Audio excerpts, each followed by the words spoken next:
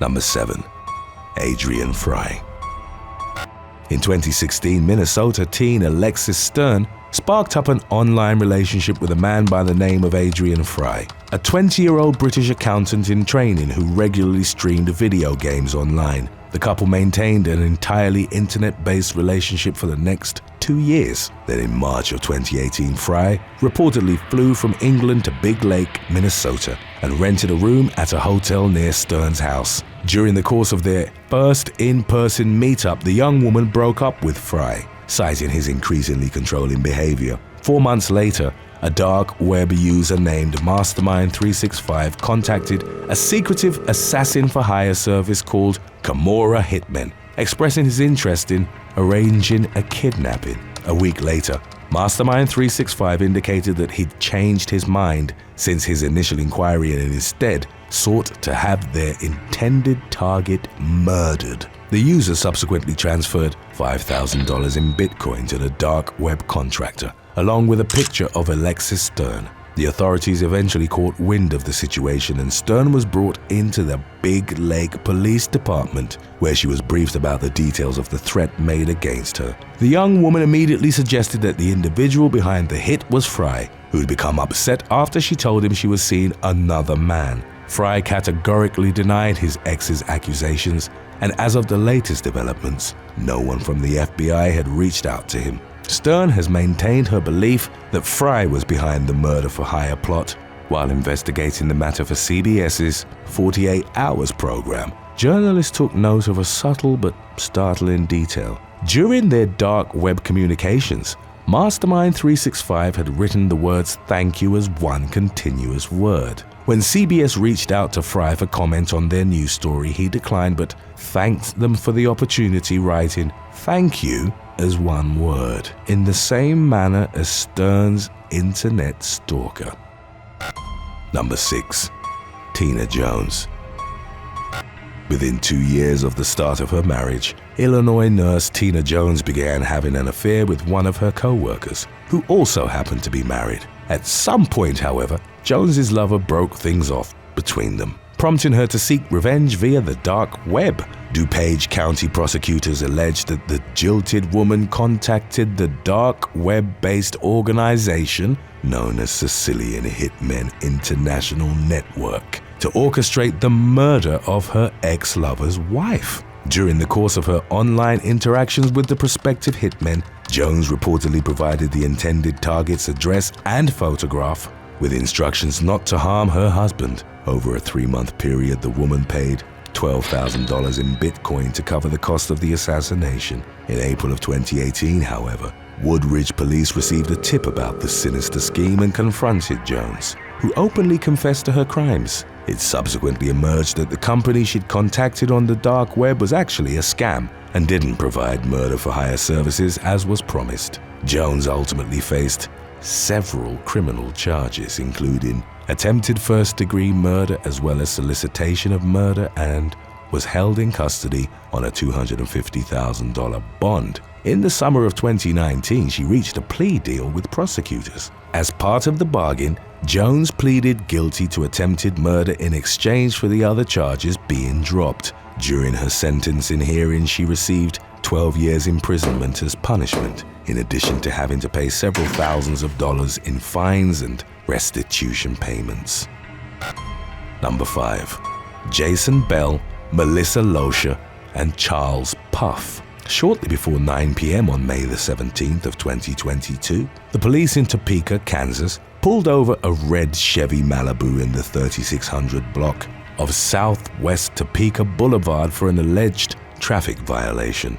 During the course of the supposedly routine traffic stop, officers discovered that the driver, 47-year-old Jason Bell, had a warrant out for his arrest. Furthermore, Shawnee County deputies found drugs and various counterfeit items inside the vehicle. Among the materials recovered were fake ID cards, bank cards, reams of fake checks, notebooks full of personal information, as well as instructions on how to access people's information via the dark web. Bell was arrested and charged with possession with intent to distribute, 18 counts of identity theft, 10 counts of forgery, 27 counts of possession of stolen property, 3 counts of counterfeiting, and 1 count of counterfeiting U.S. currency. The Shawnee County Drug Enforcement Task Force subsequently executed a search warrant in the 900 block of Northeast Monroe Street, leading to the discovery of even more drugs, as well as weapons. As a result of the search, investigators also arrested 44-year-old Charles Puffin, Melissa Loescher, aged 23, in connection to Bell's dark web operation. Number 4. C.G. Liu.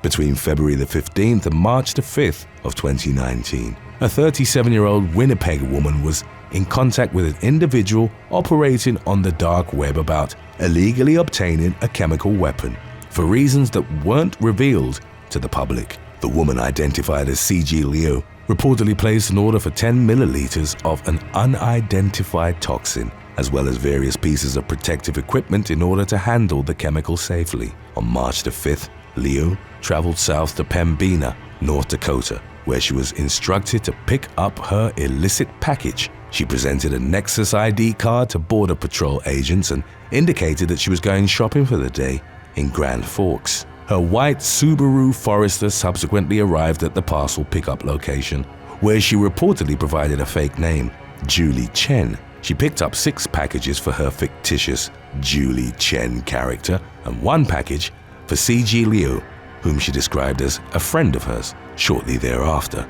Liu was intercepted by law enforcement agents who brought her to Homeland Security for questioning. She admitted to her misdeeds, plainly stating to officers, "I know what I did was wrong." The authorities had been well aware of Liu's illegal transaction, as the individual with whom she'd communicated on the dark web was actually an undercover FBI agent.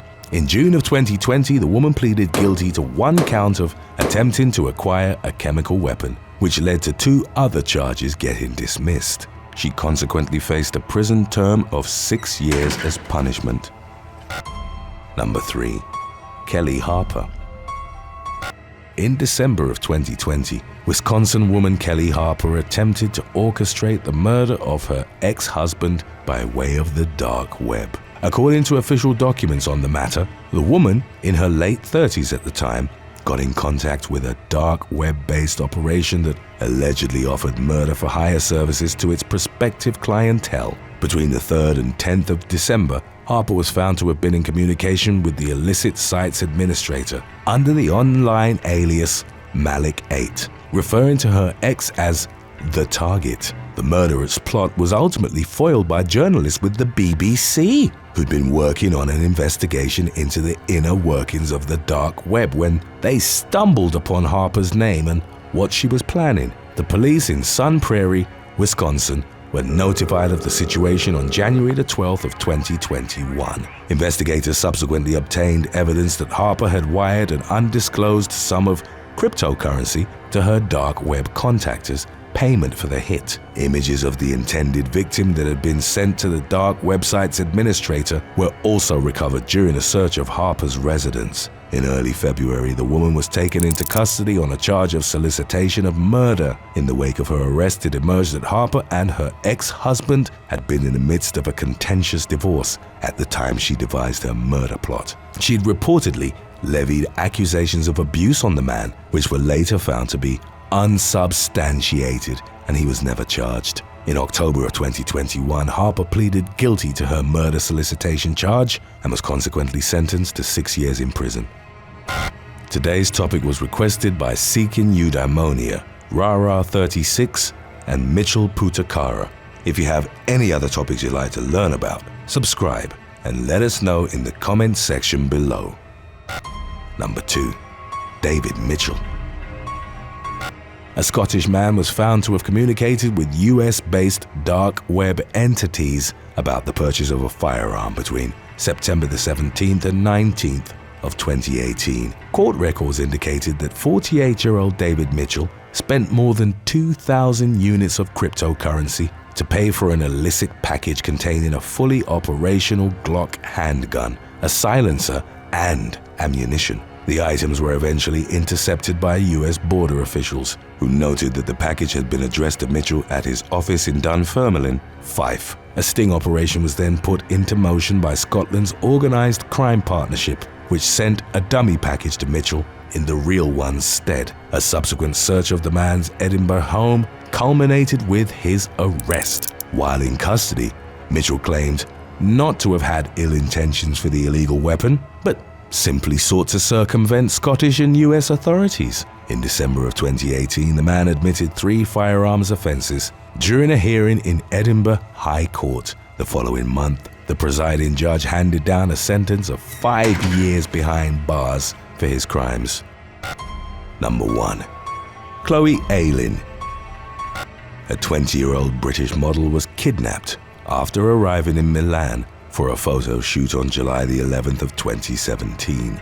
According to the Italian state police, Chloe Ayling was accosted by a criminal gang who dosed her with ketamine. Before assaulting her and locking her in a suitcase for several hours, she was held in captivity for 6 days, during which time her kidnapper allegedly attempted to sell her to the highest bidder on the dark web. To stop the twisted auction from happening, the captors demanded ransom from Ayling's agent. Fortunately, on July the 17th, the model was released before any ransom was paid, and she was subsequently taken to the British consulate in Milan. In the aftermath, investigators arrested 30-year-old Polish national Lucas Powell Herber in connection to Ayling's horrifying ordeal. The suspect claimed to be part of the so-called Black Death Group, an organization that specializes in illegal trafficking via the dark web. He reportedly admitted to being involved in previous online auctions to sell abducted women. Ayling told investigators that at some point while she was imprisoned, one of her captors said, in English, that their boss was upset about the fact that she had a child, as it was against the group's policy to sell mothers. The authorities have speculated that Ayling's motherhood was why she was ultimately released. In court, Herber claimed that the model had been in on the kidnapping in a ploy to ease her financial burdens, an accusation she vehemently denied. In the end, Herber was sentenced to 16 years and 9 months behind bars.